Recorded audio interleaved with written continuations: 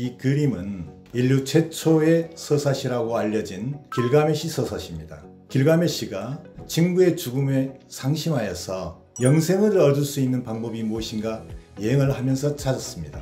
그것은 바닷속에 불로초를 구하는 거였죠. 그래서 물속 깊은 곳으로 잠수하여 들어갔습니다. 거기서 불로초를 구해가지고 육지로 나와서 잠시 피곤해 낮잠을 자는 동안 지나가던 뱀이 불로초를 먹고 사라졌습니다. 그 사라진 자리에는 뱀의 허물만 남아 있었죠. 이 고아부하게 시사하는 바는 매우 크다고 저는 생각이 됩니다. 첫 번째로는 늙지 않기 위해서는 바닷속 깊은 곳을 들어가고 그것을 경험해야지만이 얻을 수 있다는 그 하나를 시사하고 있고요. 또한 모든 생명이 기원한 그리고 진화했던 그 바다의 존재에 시사하는 바가 있다고 생각이 되어집니다. 또한 고대 사람들은 뱀이 불로장생의 상징이었습니다. 허물을 벗으면은 다시 부활해서 또 산다라고 믿었던 것이죠. 고압산소 치료를 이용하는 고압의학은 처음 시작은 다이빙 의학, 잠수의학과 깊은 관련이 있습니다. BC 4500년경부터 사람들은 물속에 내려가서 작업을 하며 산호라든지 해면과 같은 것들을 채취하고 있었는데 그 산호와 해면을 채취할 때 조수가 이 잠수하려는 사람의 로프를 잡고 있고 잠수하려는 사람은 그 로프를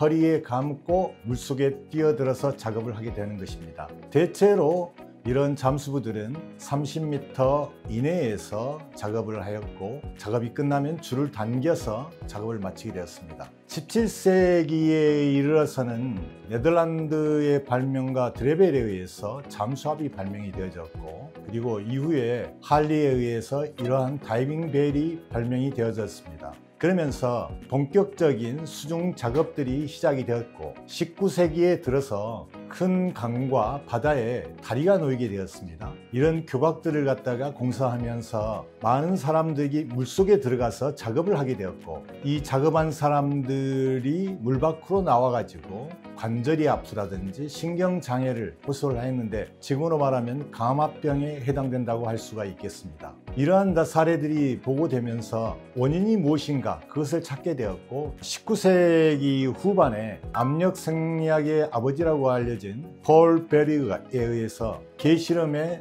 사용을 하였습니다. 갑작스런 감압에 의해서 발생한 질소 기포가 이러한 신경 증상, 관절 증상을 초래한다는 것을 발견하였고 수중 깊이 작업하는 사람들은 부상할 때 중간에 잠깐 멈춰서서 서서히 감압을 시킴으로 인해서 이러한 감압병을 예방할 수 있다는 것을 제안하였습니다. 그리고 1908년에 스코틀랜드 생리학자 할단은 양들을 여러 그룹으로 나누어서 여러 기압과 시간을 주어짐으로 인해서 어떠한 생리적 현상이 발생하는가에 대해서 실험을 하였습니다. 그 결과를 토대로 해서 영국 해군에게 적용될 수 있는 잠수 테이블을 만들었고 2차 대전 이후에까지 사용을 하였습니다. 비슷한 시기에 미국 해군에서도 고압 산소 체인버를 통한 연구가 이루어졌고 2차 대전 이후에 더욱더 많은 실험 연구를 통하여서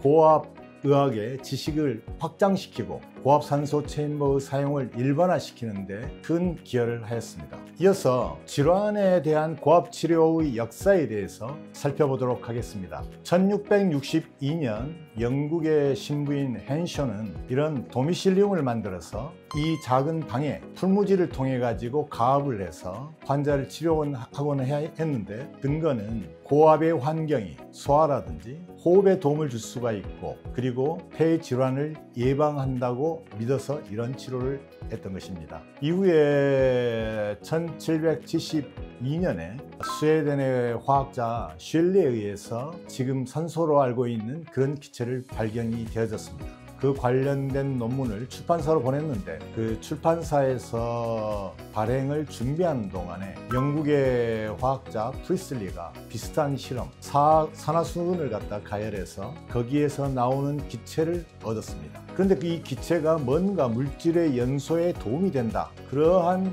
기체라고 명명을 하였는데 당시에 과학계에서는 물질이 연소할 때 물질 속에 있는 프로지스톤이라는 그런 성분이 빠져나와서 재가 된다고 그렇게 믿었던 시절입니다. 그래서 프로지스톤을 빠져나오는데 도움이 되게 하는 기체라고 명명을 하였습니다. 이후에 프랑스의 과학자 라보아지에는 그 기체가 어떠한 물질을 산화시키더라 그런 성질을 발견하게 됐고, 또한 지금 우리들이 알고 있는 그러한 산소의 특성들에 대해서 규명을 하였습니다. 그래서 산화를 시키는 물질, 옥시젠, 산소라고 명명을 하게 되었습니다. 이 산소가 발견된 이후에 유럽에서는 중요한 발명이 하나 또 있었죠. 제임스 와트가 전기기관을 발명을 하게 되었습니다. 이러면서 이 과학계에서의 어떤 새로운 발견과 실험 결과를 토대로 해서 뭔가 사람에게 유용할 수 있는, 즉 산업화를 시킬 수 있는 그러한 노력들이 이루어지게 되었습니다. 그래서 제임스 와트가 2 내지 4기압 정도를 유지할 수 있는 그러한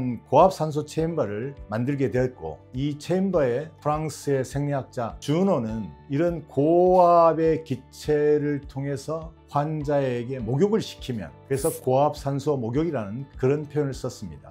환자에게 순환을 도울 것이고 뇌의 혈류를 촉진할 수 있을 것이다 라고 해서 환자에게 건강을 보살필 수 있는 그런 치료 방법을 쓰게 되었습니다. 이러한 결과들이 유럽 전역에 알려지면서 유럽에는 많은 산소 체인버가 환자들을 치료하는 데 사용이 되어졌습니다. 그때 프랑스의 외과사인 퐁티는 이동식 고압 체인버를 만들어 가지고 이 체인버 내에서 수술을 시행했었습니다. 이런 고압 체인버 내에서 수술을 하게 되면 마취를 좀 더 깊숙이 할 수가 있고, 그리고 이 조직의 산소화를 높일 수 있다고 해서 각지를 돌아다니면서 체인버 안에서 수술을 했죠. 이후 20세기가 접어들면서 유럽과 미국에서는 우죽순으로 고압산소 체인버를 이용한 치료가 이루어지고 있었죠. 그러던 차에 1928년 미국의 의사 커닝햄은 한 부자로부터 지원을 받아가지고 이런 강철로 된 빌딩을 지었습니다. 6층 높이에 전체 72개의 방을 갖추고 있었는데, 그 방에는 치료하는 공간 이외에 이런 휴식 공간, 도서관, 식당까지 갖추고 있고, 심지어는 흡연실까지 갖추고 있었다고 합니다. 이 커닝ham은 당뇨라든지 고혈압, 심지어는 감기 환자에게 있어서도 치료를 했었는데, 미국 의학회 AMA에서는 커닝햄 당신이 이렇게 환자를 치료하는 과학적 근거를 제시하라고 했지만 커닝ham은 끝내 그 근거를 내놓지 못했습니다. 그래서 결국 고압산소 챔버 큰 강철 빌딩은 폐쇄가 됐고 이후에는 폐기되는 그런 역사를 가지고 있습니다. 이후에 고압산소 치료를 하는 여러 기관에서는 과학적 근거 없이 치료를 할 수 없는 그런 사회적 분위기가 만들어졌고, 고압산소 치료는 많이 위축되는 결과를 가져오게 됐습니다. 이후에 이러한 상황을 역전시킨 사건이 발생을 했는데, 그것은 네덜란드에서 외과 의사 이때 보에르마가 돼지 실험을 통해서 Life Without Blood라는 개념을 갖다가 창안한 이유였습니다. 이 보에르마는 돼지에게서 적혈구를 전부 제거한 후에 고압의 공기를 쐬줬더니 돼지가 어느 정도 생존을 하더라. 몸 안에 적혈구가 없다 할지라도 용존 산소를 충분히 녹여서 보내주면은 어느 정도 생존을 할 수 있다는 그런 실험 결과를 발표를 했습니다. 이후에 선천성 심장 질환이 있는 신생아들에게 심장 수술을 했는데, 이런 고압 체인버 내에서 성공적인 수술을 이루었습니다. 보에르마의 발표 이후에 많은 동물들에게 여러 임상적 상황을 가지고 실험이 이루어졌고, 특히 상처라든지 그리고 골수염 그리고 가스궤저 이런 질환들에 대해서 다양한 실험을 통해서 임상적 적용이 이루어지고 있었습니다.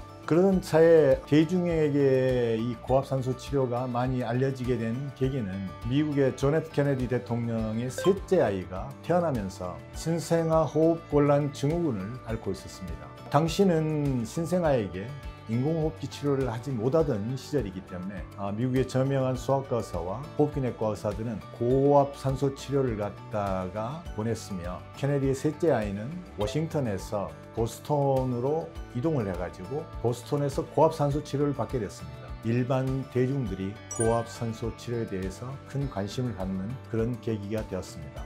우리나라에서는 1950년대부터 연탄이 가정용 연료로 많이 사용되었죠. 그러면서 이 연탄가스 중독이 사회적으로 큰 문제였습니다. 이때 서울대의 윤덕로 교수님께서 1969년에 이 사진에서 보이는 바와 같은 우리나라 최초의 체인버를 만들어서 연탄가스 중독 환자들에게 성공적으로 사용을 하기 시작했습니다. 이후에 1980년대까지 전국적으로 약 300여 개의 의료기관에서 고압 체인버를 가지고 연탄가스 중독 환자에게 고압산소 치료를 실시를 했습니다. 그렇지만 이후에 우리나라의 연탄의 사용량이 줄어들고 그러면서 자연스럽게 고압산소 체인버는 노후화되고 많은 의료기관에서 폐기를 하게 이르렀습니다. 이후에 그 중요한 사건이 하나 강릉에서 발생을 하게 되는데 2018년 12월 18일 날 강릉 펜션에서 가스 누출로 인해 가지고 많은 학생들이 희생되었습니다. 당시 이 고압산소 치료가 사회적 관심을 얻게 되었고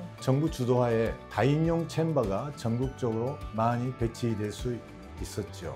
따라서 2022년도의 현황이긴 합니다만 정부 주도로 전국적으로 많은 다인용 챔버와 1인용 체인버가 보급된 사례가 이 지도를 통해서 살펴볼 수가 있습니다. 지나간 고압의학의 역사를 살펴보면 그 시작은 다이빙에서부터 시작되는 잠수의학에서 이후에는 호흡 생리의 발전 그리고 물리적으로 압력과 관련된 그러한 법칙들이 발견되고 더욱더 발전하기 시작했습니다. 지금 현재 고압 산소 치료를 통해서 우리가 얻을 수 있는 여러 가지 효과들이 있는데 그 중에 줄기세포 증식이라든지 혈관 신생 촉진 그리고 염증을 약화시키고 세포 노화를 누르고 그 연구의 범위가 넓어지고 있습니다. 향후에 이런 부분들의 연구 결과를 토대로 인해서 임상적 적용을 기대하면서 오늘 고압의학의 역사와 관련된 강의를 마치도록 하겠습니다. 여러분 감사합니다.